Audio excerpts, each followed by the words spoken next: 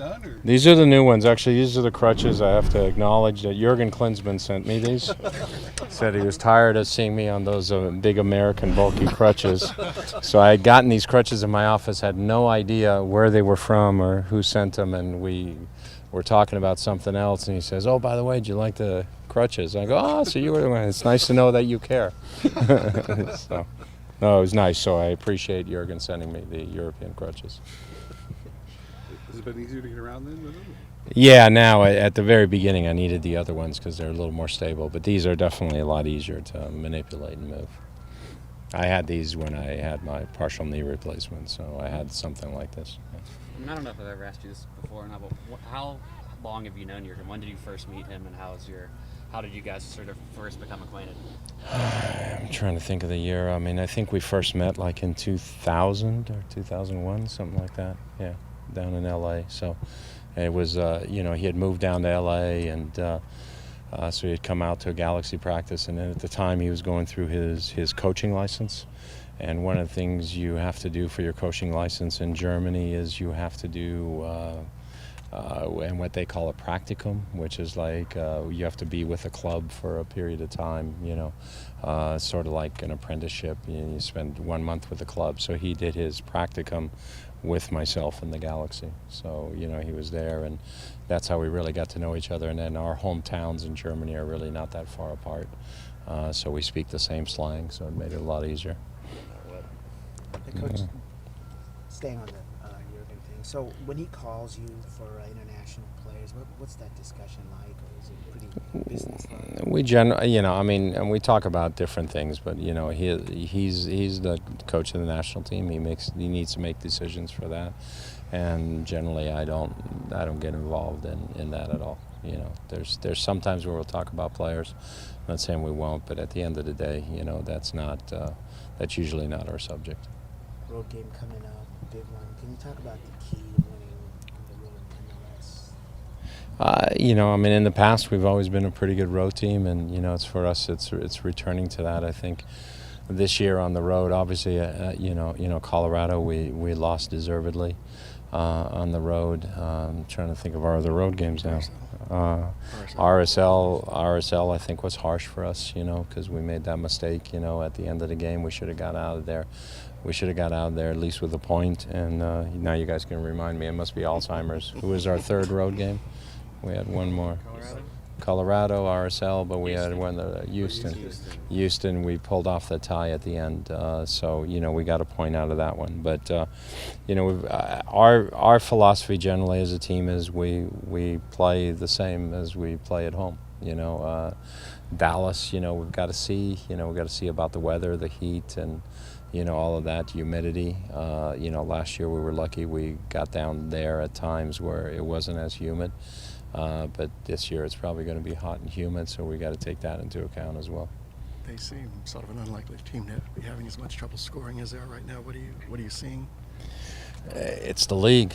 It's hot and cold. Look how Kansas City started, and look how they're doing now. And you look how Dallas started, and you look what they're doing now. And Vancouver, was in a bad run. Now they're winning a couple of games. So that's just the way this league is. It's a streaky league, and right now the Galaxy's on a good run, but at some point, that'll change as well. So they're a team, obviously 3 road games, was difficult for them. They shuffled their lineup a little bit. They had a couple of period of games where Diaz wasn't fully available to them, just played a little bit off the bench, and he's a very influential player to their game.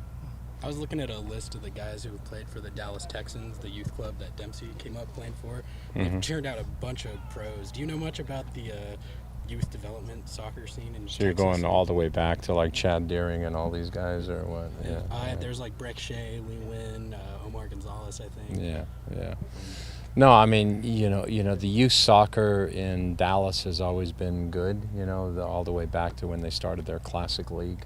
That's way back when, and I know I recruited a kid out of there as well that played for me at UCLA, Philip Martin. Trying to think if he came. Yeah, he came out of the Texans. I had another player who came out of the Comets out of in Dallas. So it's just been really good, because what they did early on is with the Classic League, basically the 10 best clubs played against each other, so it was always narrowed down, and I think that leads to a set of games that are good games, because you've got 10, so you got 150 of the best players, or 200 of the best players spread out between 10 teams, and I think they did that concept a little bit earlier than others, and I think that's a good concept, and one that allowed those guys, I think, to grow and develop.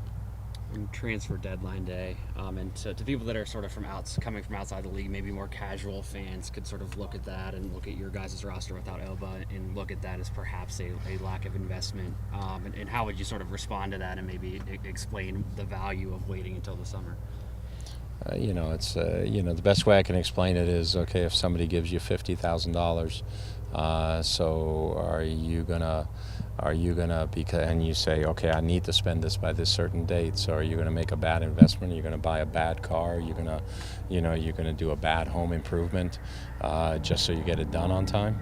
Or are you gonna sit there and say, no, let's make sure we got all the I's dotted and the T's crossed, and we make a good investment and do the right thing? They have announced, of course, the West Ham game, which seems to come in a very busy stretch for you guys. Is that those friendlies kind of a mixed blessing for you guys? Yeah, but it's an opportunity for players to play, and obviously as the squad gets healthy, and a lot of guys are returning at that stage as well from the Copa America. So there's different players to choose from, and sometimes it's good to keep your guys in rhythm. And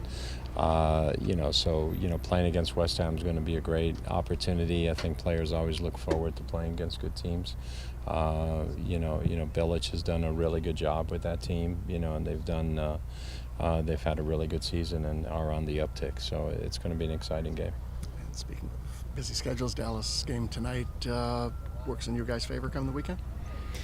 Yeah, we'll see. We'll see how the game goes. We'll see how it plays. We'll see if there's any red cards. We'll see if there's any injuries. We'll see how much energy they need to expend. Obviously, they're a team that's finally at home, and they're going to be a hungry team. So I think they're going to get after it. And but then sometimes when you're in that rhythm of playing games, you just get through it.